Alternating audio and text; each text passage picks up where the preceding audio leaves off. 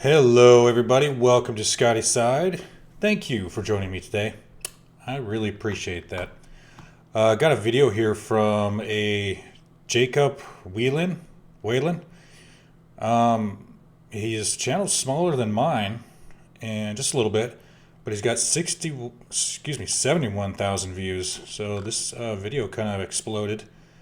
We're going to take a look at it, see what he has to say. Growing up, I always assumed I'd get married, have kids, start a family. That's actually one of the reasons why I built this house as big as it is. It's over 3,000 square foot because Damn. I figured that if I'm going to have a family, I need someplace to put them. But over the years, my mindset on that has completely changed. I'm 40 years old now, and I've basically given up on the idea of starting a family. And there's a few reasons for that. And I'm sure there's probably a lot of guys out there that can relate to this, and that's why I'm making this video. Because it has become increasingly difficult for a guy to confidently go into a relationship and be okay with getting married, having kids, and starting a family. One of the primary reasons for me, aside from the fact that I'm 40 years old now and I'm kind of stuck in my ways, but I decided several years ago that the idea of having a family is pretty much not going to happen. Some of you guys have seen a lot of my other videos, and I'm the same way. It's just... Yeah, I figured it out when I was a kid, like 9 or 10 years old, that I didn't want to have kids, and sounds like maybe it happened for him a little bit later, but same realization, it is what it is. Because, number one, there's a lot of crazy indoctrination that's going on with kids and stuff these days in schools. The stuff they're teaching kids is just freaking abhorrent, and I do not agree with any of it. They're pushing all these sexual agendas and all this... Abhorrent. These crazy ideologies in schools now, and when you're a parent and you're sending your kid off to school, that's all this time that you don't have with the kid, because it's up to you as a parent to shape your kid into the person you want them to become and to teach them right from wrong and essentially protect them from all the things that you don't want them to see. But when they're in school, you can't do that. And they don't want to get rid of the Department of Education. I wonder why that is. Why is there so many talking heads trying to get that out there of we need the Department of Education, even though the stats for everything have been falling year after year after year. But yeah, we need to keep the Department of Education around. Sure. I think that's why homeschooling should definitely be a thing. Private tutoring, because you have way more say in what your child learns, but like him and I, we don't have to worry about this for now, at least, because we don't have kids. But those kids that are indoctrinated are going to try and make laws. They're going to make it very difficult for everybody. the only alternative to that is private schooling or homeschooling. There you go. But then, with homeschooling, you're taking your kid away from the social interaction and all the things they be learning when they're in school, as far as how to socialize with people, how to make friends, how to deal with people in general, and that's a very important part of life. So it's kind of a give or take.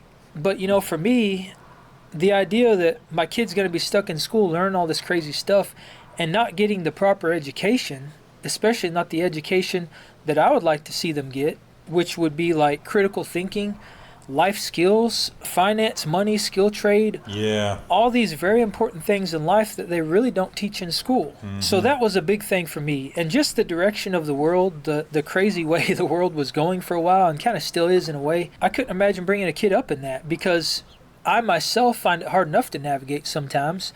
I went through a bunch of crazy stuff with my health. I know all about suffering and what it's like to feel completely lost, hopeless, have no sense of direction, no purpose. You can't find meaning in life. And, I've suffered from anxiety and depression and all these horrible things. And that was hard for me. So the idea that I would have a kid and bring them up in this crazy world and possibly have them suffer through a lot of the same crazy things that I suffered through is just something that I decided I'm not willing to live with. Yeah, so I made a video a while ago. I'm going to switch to the big head here. I made a video a while ago about how having kids is selfish. And it kind of runs along the same reasoning that he's got going on here. he suffered with depression and anxiety. I never got that, thankfully. But there's always that kind of like, am I going to, raise a screwed up kid? And that's part of it, sure. But I mean, I still would have done it. Even if I had a kid, I still would have been like, no, I'm not going to have a kid because what if I fuck up? Anybody could say that. But I can understand him. I can understand him if he's got mental health issues or something like that, not wanting to bring a child in to the world. Sure, I get it. I think it's a perfectly valid reason. And another big reason is because as a guy, going into a relationship, getting married and stuff, it comes with a lot of risk. Yeah. And it's no fault of our own. It's no fault of the male or the female sex. It's the way the court system's set up. It's the way our society is geared in general. It's geared in favor of the woman. If a family gets divorced, most of the time the woman's going to come out on top. And as somebody who has established a very good life for myself, I'm financially secure, I'm debt-free, I own my own home. I don't have that, I've accomplished a lot of fantastic things in my life. So going into a relationship and getting married comes with a significant amount of risk. That's true for me and pretty much every other guy out there. And again, it's no fault of our own. It's just the way society is geared. They've made it a point to destroy the nuclear family, to tear the family unit apart, and I think it's all by design. I don't think they want us to have a strong family unit, and it seems like everything in our modern society is set up that way. When you get a divorce, pretty much all your stuff goes to the woman, or at the very least gets split 50-50. And if you've worked your entire life, especially as a guy being the provider, to provide all this stuff for your family, and if you come into that relationship having a lot of things and having established a very good life for yourself, you could have all that stripped away. And in a lot of cases, it could be borderline impossible to ever get that back. Because again, the guy is usually stuck paying child support or alimony or both. So his wages now become significantly less, and his ability to regain all the things that he's lost, especially if he's at the midpoint in his life or later in life, because the way the career field is set up is that it favors young, impressionable men or young, impressionable people in general, because when you have an older person coming into the workforce, especially trying to start a new career, they have old habits. And a lot of companies don't want to try and train those old habits out of a person. They would Yeah, and they have certain expectations, and older people know their worth. They value their time and their energy way more than a younger person does, I think. They know their value and what they can bring. And young impressionable people, I think, like he said, are a little more malleable. So rather hire somebody young that they can train from the ground up, that's going to show up to work bright-eyed and bushy-tailed. They're going to have energy. They're going to last many, many years in the workforce. And taking on an older person can just, in a lot of cases, be a liability. And another terrible thing that often happens, especially in family court, is that the dad ends up going from being 100% dad, he's there for his family all the time, to all of a sudden you get a divorce and he becomes a 15% dad. And the thought that I wouldn't be able to see my kid every single day or whenever I wanted, and I would be granted visitation rights like I'm some sort of criminal, is a terrifying thought. And another big reason is just because I am a result of not only my own life experiences, but of the life experiences that occur around me. And I've seen this stuff happen time and time again. Yeah, man, I can really relate to this guy. Tons of my older videos talk about this. There was the one where I said, well, I never have and never will get married. This goes along with it big time. Him and I seem to really have a lot in common here about what's gone on in our lives. And I think he says it a little better than I am. He articulates it a little better. But yeah, he's hitting all the right points and all the main reasons why I never got married. Never want to even risk the divorce because it's so common. And getting half your stuff or more taken away, and then if children are involved, oh my goodness gracious. That's just not for me, man. There are very few people in my life that have stayed successfully married throughout their entire lives and haven't had happen a lot of the things that I just mentioned. And as somebody who has spent half their life building this life for myself and making it as secure as possible and setting myself up in the best way that I possibly can, the thought of having that stripped away because of divorce is something I am just not willing to live with. It's a risk I'm not willing to take. And don't get me wrong, like my parents, they're still happily married. They've been married my entire life. They'll never get divorced. I've got family members that are still happily married. They were married their entire lives and they never got divorced. A lot of this stuff didn't happen for them. But for the younger generation, I see it time and time again. And it seems like the odds of somebody having a happy, healthy relationship, staying married and not having all these horrible things happen is getting more and more rare. And I think there's a lot of reasons for that. I think social media plays a huge role in that. We all get focused on the next shiny object syndrome. You know, something nice, new, and fancy comes along, and we want to trade up. All of a sudden, what we have isn't good enough. We're led to believe we need all this nice stuff, and everybody's perception of everyone else's lives online is that everybody's living this perfect life. You only see the highlights on these Instagram reels and on social media. You never see the ups and downs. That's so true. That's a lot of people don't get that you only see the nice, bright, shiny parts of it. You only see the fun times of all these accounts, of all these influencers, if you want to call them that. You don't see all the nasty... it reminds me of streamers, too. How their backgrounds look all cool and nice and everything like that. If they were to just turn their camera a little bit, you'd see the rest of their room just filled with junk and totally in disarray, crap everywhere. Yeah, he's totally right. So your expectations become exponentially higher. Yeah. And then when it comes to things like sex and intimate relationships, we expect so much more because we've been watching porn and we see all this crazy, these crazy sexual experiences on TV, and everybody's cheating on their husbands and wives, and we just think that's the way it should be. So when it comes to going in the bedroom, we have these super high porn star expectations that can never be met. We objectify the opposite sex. We think that it has to be some crazy, awesome experience every time we have an intimate relationship. But what we've done is we've hyper-stimulated ourselves with all this content and all this media that throughout all of history we would have never had access to. And it's completely rewired and screwed up our brains. That's the bottom line, is that the stuff we're exposed to is not natural.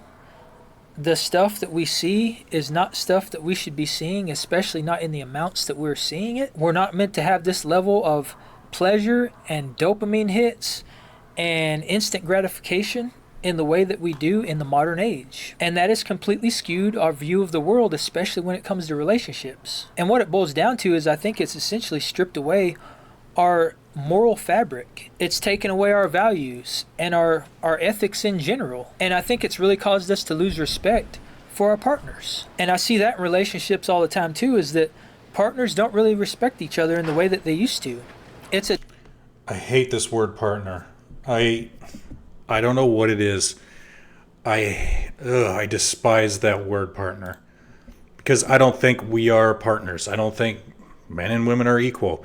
Especially in a relationship. There's a leader. And that should be the guy. I believe. That's my personal opinion. You can't be a leader and be equal. There can't be two equal leaders. It's just not going to happen. So I really wish people in general, and it's more and more guys are saying it. And I mean, it came from all this, it came from gay couples. Because they wouldn't say boyfriend or girlfriend. They would say partner to make it more general and neutral. And I don't know. What's the word I'm looking for? Like sterile. That was the word, sterile. Because then you don't know who it is, what it is. It's a partner. I think we need to get rid of that word. But let's let him continue. Different world than what we used to live in 50 to 100 years ago. It's become so easy now to just throw in the towel and to just give up and walk away knowing that you're going to be financially secure. You're going to walk away with at least half.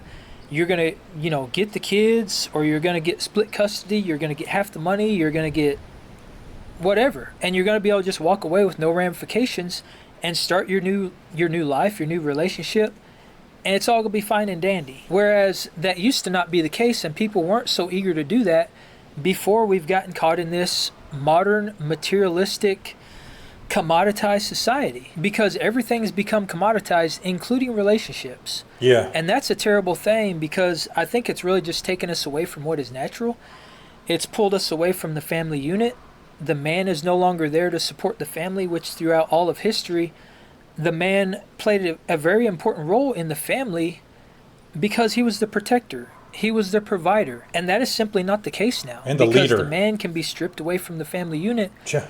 And essentially the family doesn't need a man to get by. And don't get me wrong, that is a great thing from a woman's perspective, because it makes the woman independent. And I think women should be independent. They should be completely empowered to live the life of their dreams and to go after all the things they want, and they should not have to be tethered to a man.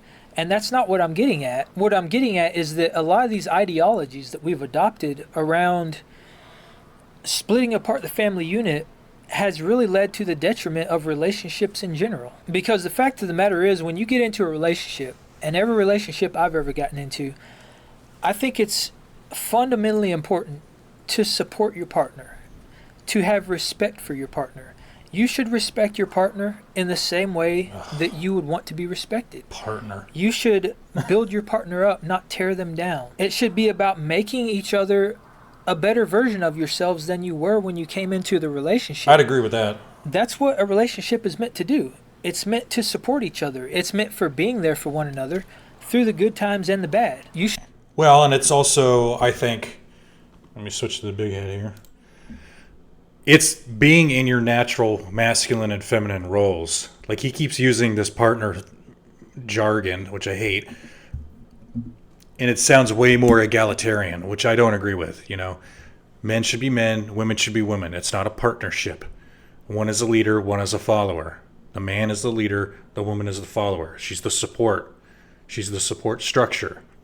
Man leads, provides, protects. Okay. I just don't agree with this partnership shit. But there needs to be this return to masculine and feminine roles.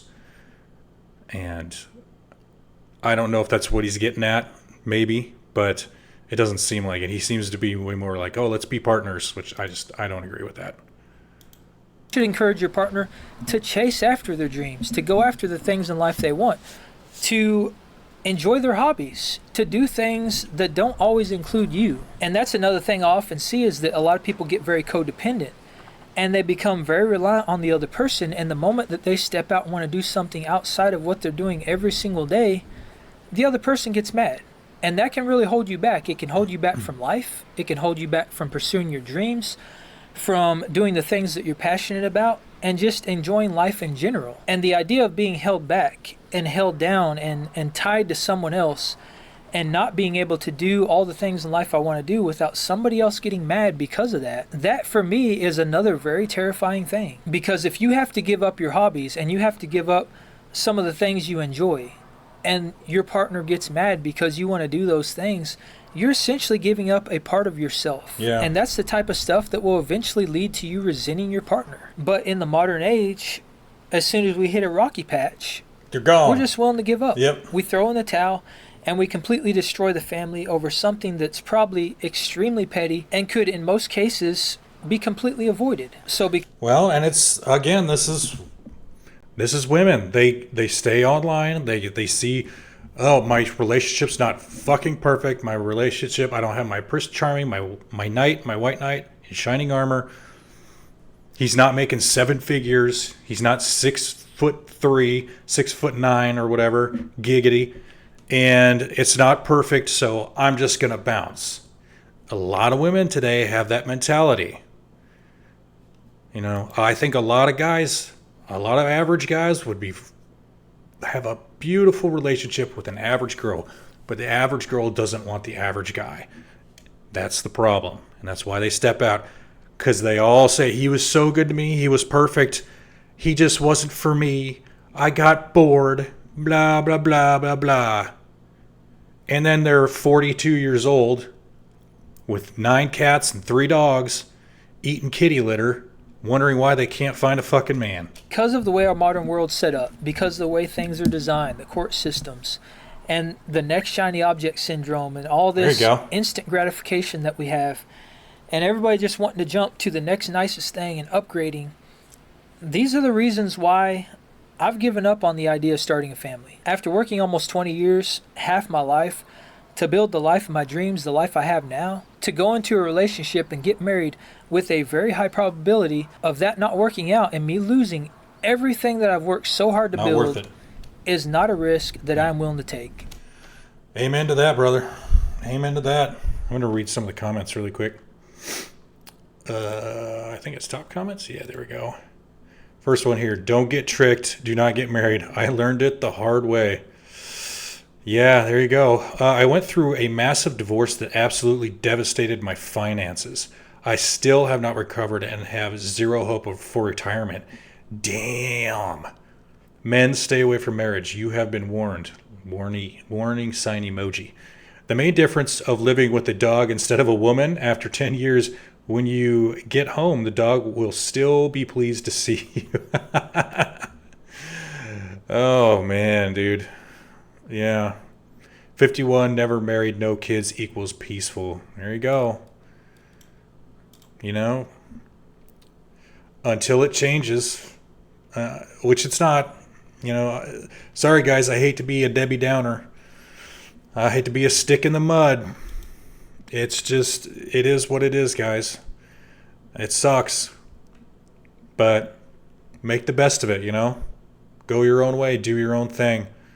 I highly recommend never getting married, never living with a woman.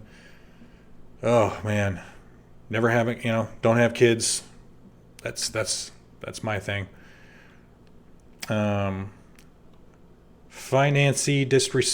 Fiance.